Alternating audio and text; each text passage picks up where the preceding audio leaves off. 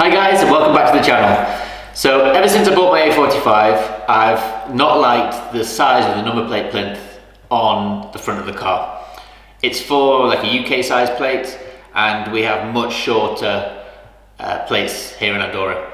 So I had to look for some options, and I saw that a few people had suggested to cut the plinth to basically the width of the number plate and then stick it back on. So after a lot of searching, I was contemplating doing that, but then I came across these guys, Flow Designs, all the way from Australia, and they had everything that I wanted.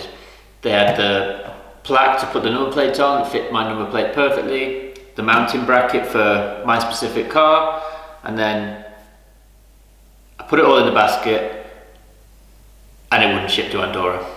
Which isn't a surprise, to be honest, because that happens a lot. You get everything in your basket and then you realise, oh, okay, they're not going to ship here. So what I thought was, this looked incredible, it's exactly what I wanted, and I've not seen a mountain option like this. So I contacted them through Instagram. I said, look, this is where I live, you don't have that option on your website. Is there any way that you can ship this out to me? I spoke to one of the owners, Ben, and he told me, go measure the number plate, send me the dimensions, and I'll find you the perfect kit. So he picked this one for me, and obviously this one fits the car, the A45. But he then said, which is absolutely awesome, that he will go to the post office and ship it manually rather than going through the website, and they sent me an invoice manually, which, incredible customer service, thank you so much, and it came super fast. So I'm super excited to get this on the car. It looks amazing, but not only that, the packaging is next level.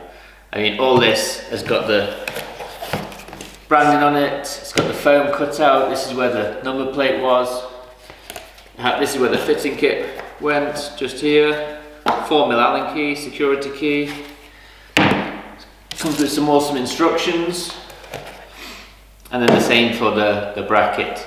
Multiple mounting options, so you could use double-sided tape. This one you don't need this kit for. If you've got a flush bumper or a flat bumper, you just screw straight into that. Obviously I chose this, and it is awesome. It is a shame that you have to even put a plate on the front of it. The design, the materials they've used, and the finish is incredible. The video will not do it justice just because of the lighting, but yeah, it looks really cool. So thanks to the guys at Flow Designs, and let's get this on the car. First I'm taking off the two outside screws with the Torx bit. This is when I realised there's a third screw behind the number plate, so I decided to try and use a plastic trim remover to get behind it and pry it off. Unfortunately this was unsuccessful, and I resorted to a little bit of force to finally get the plinth off the car. It was at this point that I realised why I was unsuccessful at prying the number plate off, and it's because of these claws on the back where the rivets go through. So I'm just using some pliers to straighten them out and then pop off the number plate. As you can see, the original plinth is much wider than the number plate, and this is what the car looks like without anything on the front. Next I'm cleaning up the front with some Meguiar's Quick Detailer. Hidden underneath the plinth was two joins from the wrap which don't look great, and on one corner of the grille the wrap has started to peel off, showing the yellow underneath. So I'm going to have a look for a roll and see if I can re-wrap the bumper just till the end of winter to protect the paint from the salt and all that on the roads. So if anyone knows where I can get vivid, brushed black steel wrap in Europe, put it in the comments. So this took a lot longer than expected, drilling out the original rivets, but I got there in the end. As you can see, the plinth lines up perfectly with the inside edge of our number plates. The original holes are slightly inward, so I had to mark and make the holes a little bit wider so I could screw straight through the plate. Just using a permanent marker, making sure everything's square before we go ahead with drilling.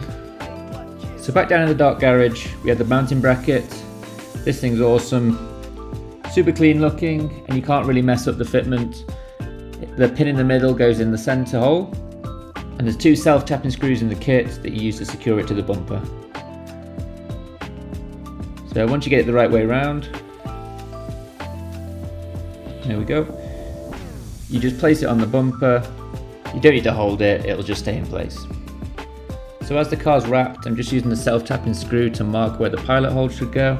You should hopefully see the yellow underneath. If it was paint, I would use a pen rather than trying to make a mark with a screw. I was cautious drilling the pilot holes, but it was easy enough.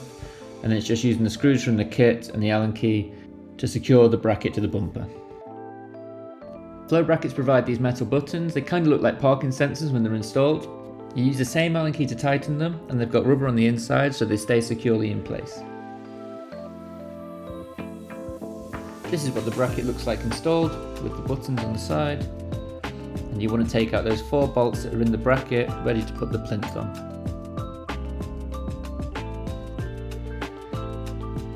Make sure the centre line marked on the bracket lines up with the one on the plinth, and then tighten down the 4 bolts to secure it in place.